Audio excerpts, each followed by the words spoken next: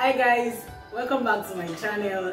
If this is your first time on this channel, please subscribe, like, comment and share with everyone in your circle, but especially the women, because I've been dropping some women content back to back. So welcome back again, as I said earlier. So I've done videos on exclusive breastfeeding, I've done videos on menstrual cycles, how to calculate your menstruation in your cycle, and today I want to talk about episiotomy. This is a surgical cut that is done during vaginal birth to aid delivery of the child, to avoid rupture of tissues. So episiotomy is different from natural cuts. Now, when the baby is coming and there is difficulty for at the pathway, the baby itself can give you some natural cuts. But according to research, episiotomy heals faster than natural cuts. So your gynae or your midwife would rather cut you than allow the baby cut you naturally. Well, in my own case, I had both. My mind has been prepared from, like, I think the last antenatal. While I was conversing with the doctor, like, what should I expect, since I was a first-time mom. Doctor asked me some questions and we joked about it if my husband was tall. I said yes. I was like, wow, so you might have a tear. We just laughed about it. So I asked my sister, my older sister. She was very helpful in this journey.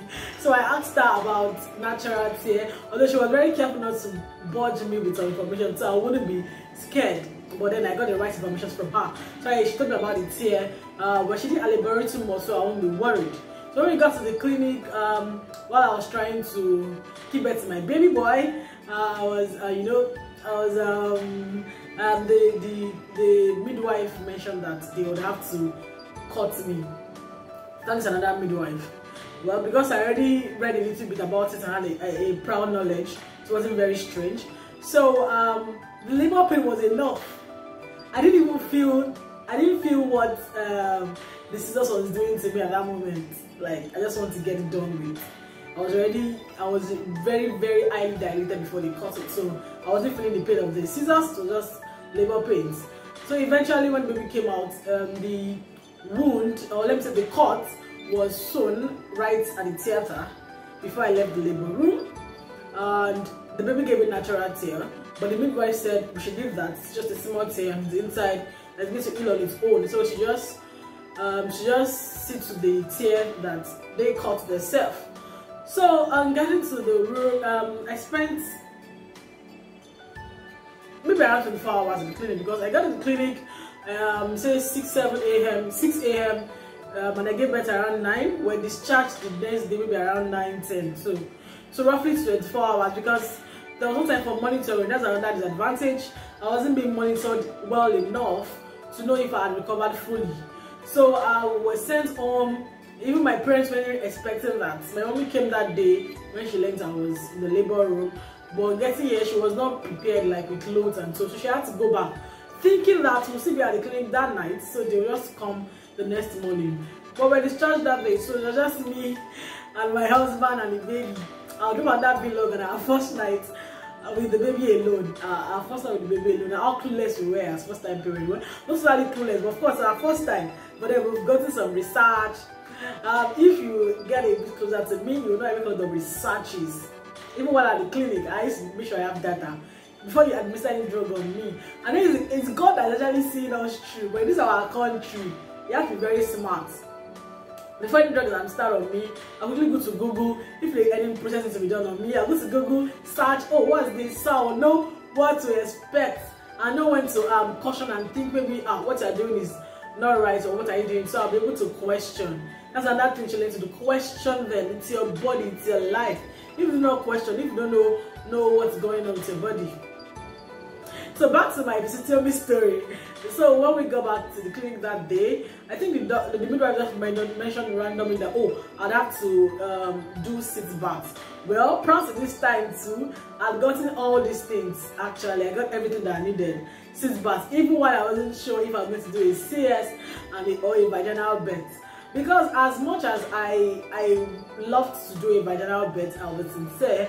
When my husband mentor came visiting, Dr. Lumide, he asked if what's my disposition towards CS. I said I want vaginal birth, but if I'm at the delivery room and CS is the option, maybe it's not coming, or that, of course I'm open to it, because what, overall there's no abnormal delivery. Every delivery is normal as long as the mother and child is alive. So that was that about that. So I was quite open. In fact, I'll give my labor gist story later. I was begging for CS in the labor room. That's for another day. So back to my episiotomy story. When I got back to the room, that's the word. I did my cis bath that day. The water at the clinic was not 100% clean. Let's just say where it is situated. I think I used Dettol. I'm not sure if I used Dettol that first day. Well, unfortunately for me, when I go back home, I continued that way. I think I was using hot water. Water was not warm, it was more hot than warm, you get. So eventually I noticed that what's happening? This thing is opening, it's not healing. That's how my episiotomy cuts reopened. I had to go back. I was enduring that, okay, maybe it will heal up, it will heal up, it will heal up. But the wool has actually loosened up. So I had to get back to the clinic.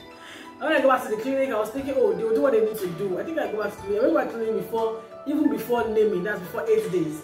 I went back and they said they had to check that it's not infected yet. So I had to get back home. I was given antibiotics, and I think I was given antibiotics. Yes. That they would check if it was not infected before they sew it again, because they can't sew it if it's infected. No, I wasn't given antibiotics. I was just going to go and continue the antibiotics, the drugs I was given earlier on. Then continue with the cis bath and come back, I think a week after. I can't remember the days exactly now. When I went back, so I came back home, I was just pregnant in the brain. I couldn't laugh, I can't cough. If there's anything funny at home, I'll be begging her, please don't make it too funny. I don't want to laugh. Laughing became so difficult, coughing became so difficult. What? When I episiotomy cut. So, and what I did was I just endured. So eventually when we went back to the clinic, my result was not out. Can you imagine? So what's going to be the next? Doctor said they will sew it. So they were sewing someone's own, re-sewing someone's own in the theater at that moment. I said you sew it, but you don't know if it's infected or not. I started laying some questions down. They said, okay, if I want to wait for the result, I should come back. Come back. I just felt, I felt somehow, because if you know you could have actually sewn this thing without me going home that long, so why wait till now? Like, what's the benefits then? So well, they already know me as the one that was screaming when she gave the birth to her baby. She was like, you don't trouble me in the theater today or something. When I now got upstairs, I went with my baby. No, I didn't go with my baby. I just went with my husband. I was already expressing very well. I just left the food for the baby. I went with my husband. So when we got upstairs, I heard the lady that they were walking on crying. Serious tears. That's how I got scared. What? This is the pain I'll go through. Oh no, I don't want to go through this pain. I started crying. I called my big sister. God bless her sister for me. She's always available. I called her and I said, my sister, this is it. She said, don't worry, just question the doctor. So I asked the doctor some questions. They were even scaring me that if they do it, my still open. I said, my still open, okay? On this pain. Well, later on I got to know that the analgesic used on the lady didn't work for her. So they practically worked on her unnatural. That means she was feeling the pain directly. Well, analgesic, fortunately for me, analgesic worked for me. So when it was wearing off, I was telling them, I'm feeling pains already. They give me another dose on the gel stick. So like, in fact, they made an attempt to to give me the one that will make me sleep off through the surgery. I actually asked the doctor if they can do that. He said, well, they don't do that for minor surgery because of its risk. Some patients don't wake up back to life. I said no. Funny enough, strange enough, after my delivery, I've been having some strange feeling like, I don't want to die feeling, you know. So I said, they shouldn't bother, rather open my eyes and go through the pain. So when the gynae mentioned it in the theater, I was fortunate to them say, I don't bother, just give me an analgesic, I'll be fine. So before the analgesic wear off and they were still sewing, I would quickly tap them. So they actually sewed the natural one, that means the one the baby gave me, the natural tear and the episiotomy. I came back home and I made sure I chatted to mommy more. I chatted her up. She was really very helpful. I chatted her up. She told me about her own journey a bit. I chatted her up. She told me how I should do the cis bath to make it faster. And I coupled what the doctor. I actually sat there and I was like, what exactly do you want to do with this? But how should I do it? So that way I was able to, you know, continue with the seat bath routine gradually. That lady that I said we were working on that day messaged me later that she had to go back again the third time for stitching. I said, wow, men are trying. That's just like I can say. I begin to pity her and scared. I was scared for myself. That, hey, I can't go back to that place. So imagine even me that analgesic worked on, being that scared, talking of someone that analgesic did not work on. So like that, I just kept doing sit bath, praying. I had to buy vitamin C. This dissolvable in water vitamin C. I had to use it with the drugs they gave me at clinic. I was doing the sit bath after using the toilet. I know that I do this when I go to the restroom. I'll make sure I use it so that there won't be any mistake whatsoever. And with prayers, thankfully, it's healed up gradually. When I went for my 6-week appointment, the healing was, let's say, it's 5% done. When the gynae assessed me and checked through, and that's how my episiotomy journey was. Now, the question people ask that, or that I have to say that, is it just for first-time moms? No. According to my elder sister, I think she also had for her second child. I don't know, maybe the baby said it was big. I don't know. Is my head big? Maybe my head. Maybe my head. I don't know. I don't want to ask other counts. So the thing is, we just need to be informed about some of these things so that when you go to the labor room, you go with a little bit of understanding. Not just to scare you, just have an understanding of what is going on. You don't just lie down there like someone that has no control over her body. That'll be all for about episiotomy today. I'd appreciate once again for my returning viewers. I really appreciate you. Thank you for your support. Thanks for your like, your comments, constantly viewing and supporting this girl. I appreciate it. For those that are here for the first time, I beg of you, do not forget to subscribe, like this channel.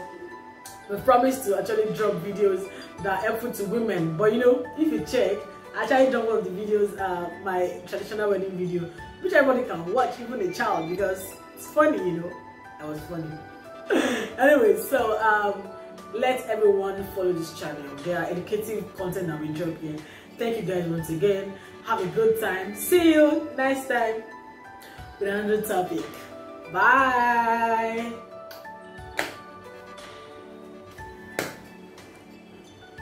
Subscribe. They are looking at me. Please subscribe. Please encourage me. I like motivation. Okay, so motivate me. Subscribe.